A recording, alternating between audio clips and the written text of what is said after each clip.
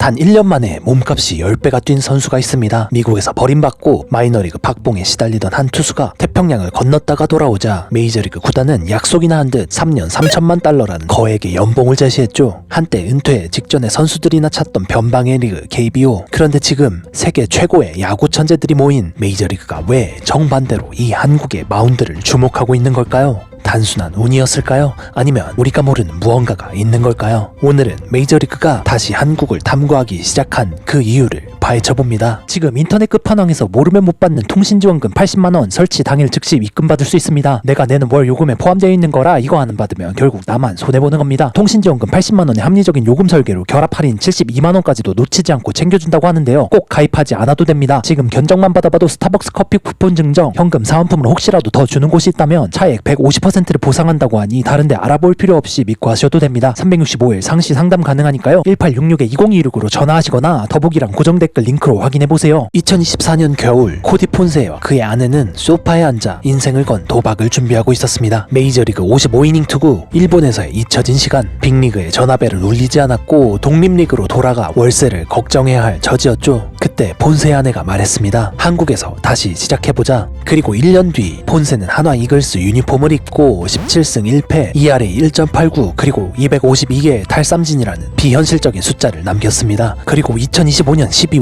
토론토 블루제이스는 이 31살의 투수에게 3년 3천만 달러라는 거액을 안기며 폰세를 다시 빅리거로 소환했습니다. 폰세뿐만이 아닙니다. 드류 앤더슨, 라이언 와이스, 앤서니 케이, 과거라면 마이너리그의 교착 상태에서 사라졌으리들이 이제는 한국과 일본을 거쳐 수백만 달러의 계약서를 손에 쥐고 메이저리그로 복귀하고 있습니다. 한때 은퇴 직전의 선수들의 종착역이었던 KBO가 이제는 메이저리그로 돌아가는 가장 뜨거운 엘리트 재활 코스가 된 거죠. 사실 이 흐름의 시작에는 메릴 켈리가 있었습니다. KBO에서 4년을 던진 뒤 애리조나의 에이스가 되어 현재까지 1000이닝 이상을 던지며 3,800만 달러 이상을 벌어들인 켈리의 성공은 하나의 전설적인 케이스로 남아있죠. 하지만 지금 일어나는 현상은 그때와는 차원이 다릅니다. 훨씬 더 조직적이고 훨씬 더 과학적입니다. 왜 메이저리그 구단들은 이제 KBO의 성적을 의심하지 않을까요? 비밀은 데이터의 표준화에 있습니다. 알고 보면 더 재밌다. 안녕하세요, 스탐입니다. 이제 메이저리그 분석가들은 투수가 양키스 스타디움에서 던지든 대전 한화생명 이글스 파크에서 던지든 상관하지 않습니다. 트랙맨과 랩소도를 통해 수집된 회전수, 무브먼트, 팔각도만 있다면 그 투수의 스터프가 빅리그 타자들에게 통할지 높은 확률로 예측할 수 있기 때문이죠. MLB 구단들에게 KBO는 이제 공인된 실험실입니다. 마이너리그에서 박봉에 시달리며 코칭 스태프의 눈치를 보는 대신 한국에 온 투수들은 에이스 대접을 받으며 자신의 구종을 마음껏 뜯어고치는데요. 그 대표적인 인물이 코디 폰세입니다. 한국 마운드에서 구속을 90마일 중반까지 회복함과 동시에 기존의 단조로운 변화구 대신 낙폭이 큰 킥 체인지업을 완벽하게 장착했죠. 스플리터처럼 떨어지며 타자의 헛스윙을 유도하는 이 구종은 폰세를 KBO의 탈삼진 기계로 만들었고 토론토의 마음을 훔칠 수 있었죠. 폰세와 같은 팀에서 뛴 라이언 와이스 역시 마찬가지입니다. 마이너리그 시절 평범한 성적이 그쳤던 와이즈는 KBO에서 뛰는 동안 베스트볼의 무브먼트와 형태를 완전히 재설계했습니다. 여기에 강력한 커브볼의 완성도를 더해 메이저리그에서도 통할 만한 구위의 완성을 이뤄냈죠. 그뿐만이 아닙니다. 앤서니 케이는 일본에서 투심과 커브를, 포스터, 그리핀은 스플리터를 포함한 7가지 구종을 완성하며 각자 수백만 달러의 계약을 따냈습니다. 하지만 여기서 흥미로운 차이가 발생합니다. 과학적 데이터들은 타자보다 투수에게 훨씬 더 큰 이점을 제공하는데요. 일본의 대스타 무라카미나 오카모토, 카즈마 같은 슬러거들조차 이번 오프시즌 메이저리그 시장에서 미지근한 반응을 얻는데 그쳤습니다. 왜일까요? 투수는 자신의 공을 던지는 단독 행위자지만 타자는 매일 더 빠른 공과 더 까다로운 구종을 상대해야 하는 반응자이기 때문입니다. 타자가 빅리그의 압도적인 구위에 적응할 수 있을지에 대한 불확실성은 데이터로도 쉽게 채워지지 않는 영역이죠. 그렇다고 투수들에 대한 우려도 완전히 해소된 건 아닙니다. 첫 번째 장벽은 환경입니다. 한국과 일본의 야구공은 메이저리그 공과 실밥 높이가 다르며 표면이 더 끈적합니다. 이 공으로 만든 무브먼트가 미끄러운 MLB 공인구에서도 재현될지는 여전히 의문입니다. 두 번째는 수준 차이입니다. 냉정한 스카우터들은 일본 NPB를 트리플 A와 메이저리그 사이, KBO를 더블 A에 가까운 수준으로 평가합니다. 폰세가 한국 시리즈에서 보여준 존 한가운데로 꽂는 정면 승부가 빅리그 타자들에게도 통할 것인가, 아니면 단순히 체급 차이에서 오는 착시인가, 전문가들은 이를 일종의 시험 집단으로 보며 유심히 지켜보고 있죠. 그럼에도 불구하고 MLB가 KBO로 눈을 돌리는 이유는 가성비와 ABS 때문입니다. 특히 2024년부터 KBO가 도입한 ABS는 이 흐름에 결정적인 역할을 했는데요. 투수의 가치를 가리던 심판의 주관이 사라지고 오직 공의 궤적만이 평가를 받게 된 겁니다. MLB 스카우터들은 이제 오염되지 않은 순수한 투구 데이터를 얻을 수 있었습니다. 제구는 조금 불안해도 압도적인 구속과 회전수를 가진 원석들이 ABS 존 안에서 자신의 가치를 증명하기 시작한 것이죠. 또한 경제적인 이유도 강력한데요. 중간급 선발 투수 한 명에게 연간 2천만 달러를 써야 하는 시대에 KBO에서 검증된 저렴하고 확실한 대안을 찾는 것은 MLB 구단들에게 거부할 수 없는 유혹입니다. 이 흐름은 이제 하위 로테이션을 채우는 수준을 넘어섰습니다. 맷 매닝, 오웬 화이트 같은 MLB 1라운드 출신 특급 유망주들이 마이너리그 대신 KBO행을 택하는 하이리스크 하이리턴 재활 프로젝트가 가속화되고 있죠. 하지만 우리는 여기서 뼈아픈 질문을 던져야 합니다. 미국 투수들이 한국의 데이터와 ABS 시스템을 활용해 빅리그 복귀의 발판으로 삼는 동안 정작 우리 한국인 투수들은 무엇을 하고 있었을까요? 폰세가 252개의 탈삼진을 잡으며 3천만 달러의 계약서를 쓸 때 옆 마운드에서 폰세를 지켜보던 KBO 투수들은 그 기술과 데이터 노하우를 얼마나 흡수했을까요? 역수출 신화는 KBO 리그의 위상을 높여주는 훈장이기도 하지만 동시에 우리 투수들의 성장이 정체되어 있음을 보여주는 거울이기도 합니다. 외국인 투수들이 한국에서 가져간 성공의 방정시, 즉 데이터를 통한 피칭 재설계를 우리 투수들도 온전히 자신의 것으로 만들어야 합니다. 31살의 나이에 다시 꿈을 이루는 코디 폰세는 이렇게 말합니다. 어린아이의 꿈은 언제든 다시 가능합니다. 태평양을 건너온 투수들이 한국의 마운드 위에서 다시 일어서는 모습은 아름답습니다. 이제는 그 기적 같은 성공 스토리가 우리 한국 투수들의 입에서도 나올 수 있기를 기대해봅니다. 세계 야구의 파이프라인은 연결되어 있고 그 중심에 이제 KBO가 있습니다.